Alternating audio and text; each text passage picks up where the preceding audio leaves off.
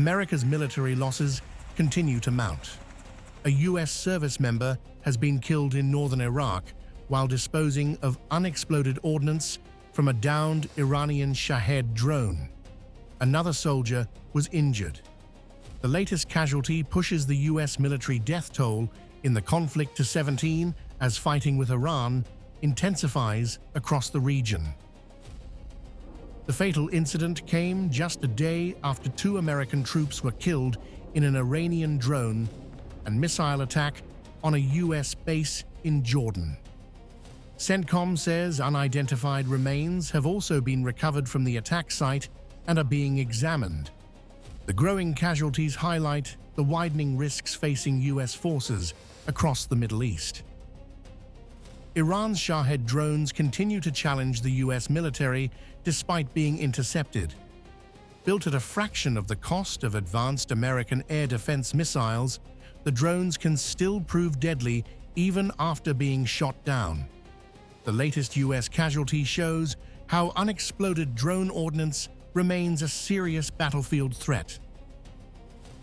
And so we lost people in Jordan after there was a strike. A missile got through. We shot down almost all the missiles. One leaked through, hit the wrong place, and tragically, and it's heartbreaking. And our hearts go out to these families. These are heroes that pay the ultimate price. We also lost a service member in Iraq, unrelated to combat.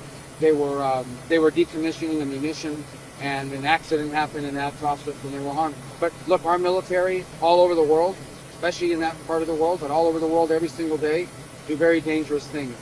We've had people who lost their lives in training missions. Nothing the military does is safe. It's all inherently dangerous, and we're just grateful to have such heroic Americans in uniform in the service of our country.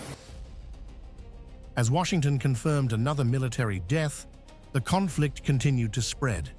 The U.S. launched fresh strikes inside Iran, while Tehran claimed drone attacks on American military assets in Kuwait. Bahrain and Jordan also activated air defenses as missiles and drones targeted U.S.-linked positions across the Gulf.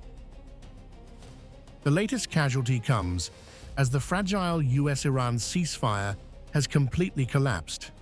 Fighting has expanded across Iran, Iraq, Jordan, and the Gulf, turning the confrontation into a wider regional conflict.